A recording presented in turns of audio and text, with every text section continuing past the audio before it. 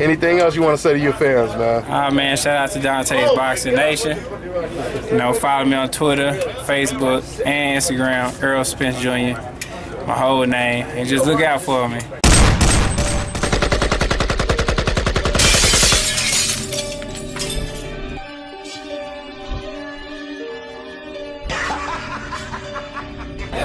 Yeah, I'm gonna push for him. Either they gotta give me the shot or they gotta vacate or whatever, but somebody gonna give me something. Oh, you gonna be on that hashtag, just give me my belts, huh? Yeah, give me my belts, like man. Golovkin, Give me my belts, man. Oh yeah, there ain't no excuses. I mean, any fight can happen. It just take both of the fighters. If they both fighters agree to the fight gonna happen.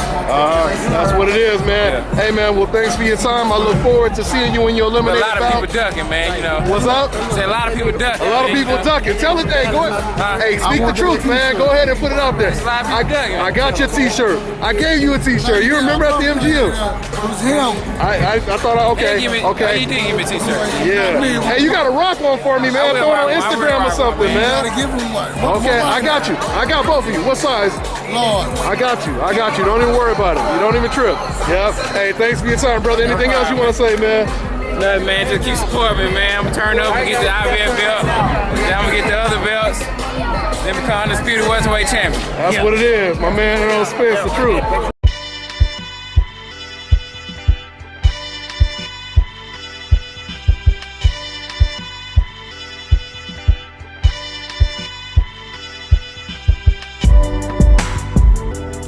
DONTAE'S Boxing Nation, what's going on, guys?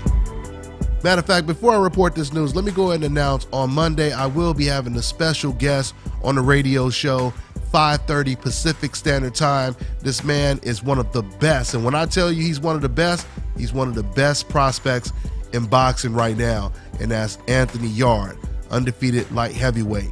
So go ahead and tune in, guys. You can also call in if you guys want to ask him some questions or ask me some questions. Go ahead and tune in. I'll have the phone number on the screen when we do the show live. Once again, that's at 5:30 Pacific Standard Time, right here, live on DONTAE'S Boxing Nation.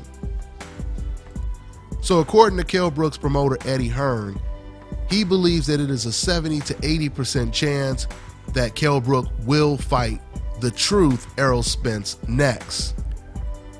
Eddie Hearn is supposed to have a meeting with Kell Brook tomorrow, and they're supposed to make a decision.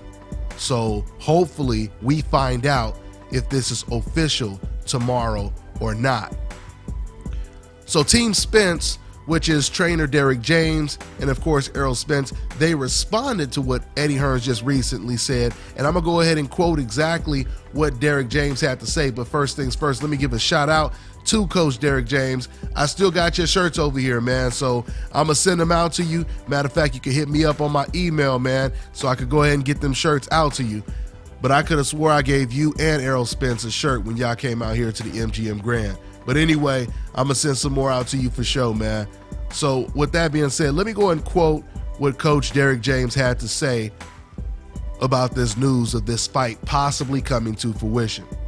Quote, "That's good to hear, but he hasn't really got a choice. We've heard about the fight, the Khan fight he's talking about, but we're not concerned with that because Eddie Hearn does say a lot of different things. Kell Brook wanted the Khan fight and be champion, but if he wants to stay champion, he's got to fight Errol. We're happy about it. We've worked a long time to get where we are, and the outcome has made us happy. I can tell you, it's going to be a pretty good fight. We're expecting it to happen in the next 3 to 4 months, and fighting in the UK is not a problem at all." End quote. Now, Coach Derek James, he would go on to basically say he's only watched one fight of Kell Brook, and that was the Golovkin fight. He says he's a good fighter, but he ain't, and I quote, "he ain't phenomenal." He said that it's not personal that they're chasing Kell Brook. They just want what Kell Brook has, which is the title, of course. So that's pretty much what it is.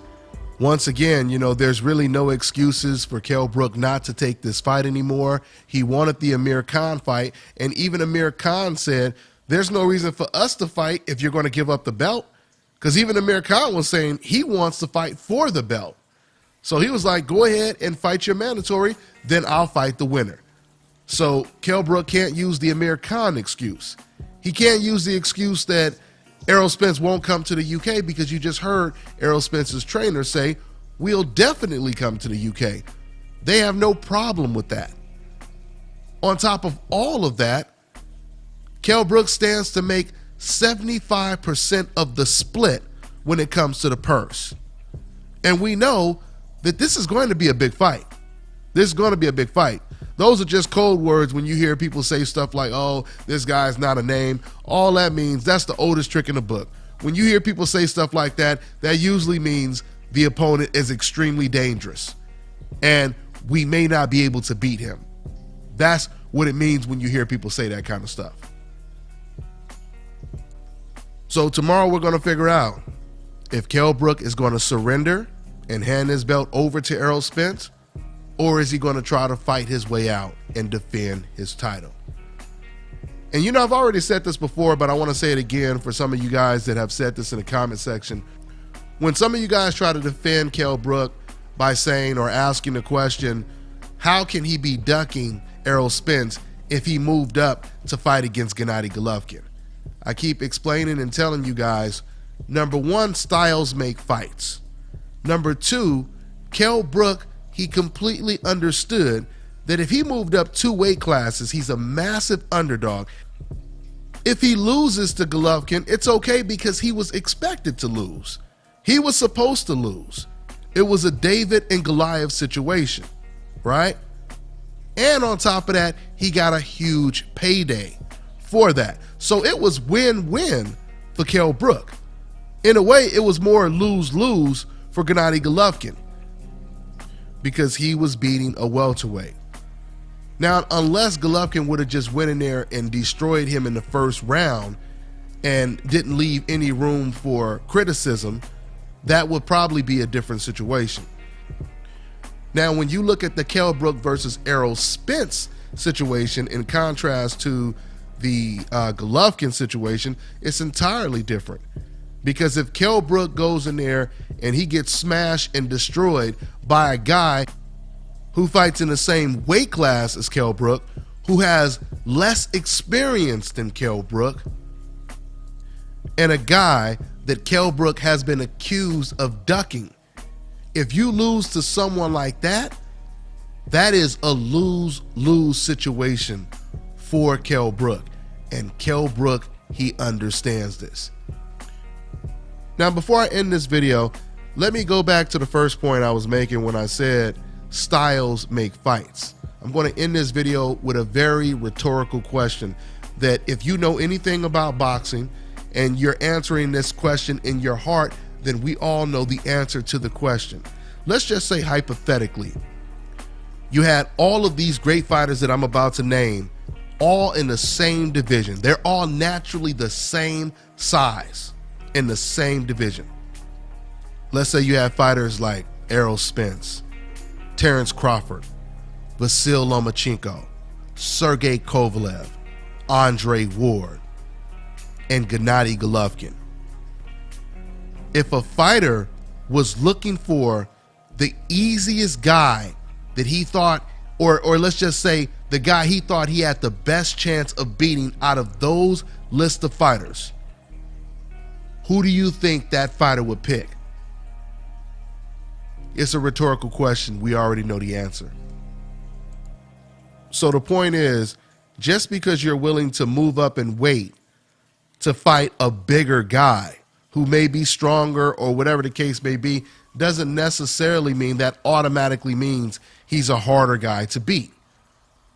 I said this in my previous videos. Remember, Carl Frampton, he had an option to either move up in weight, just like Kell Brook, by the way.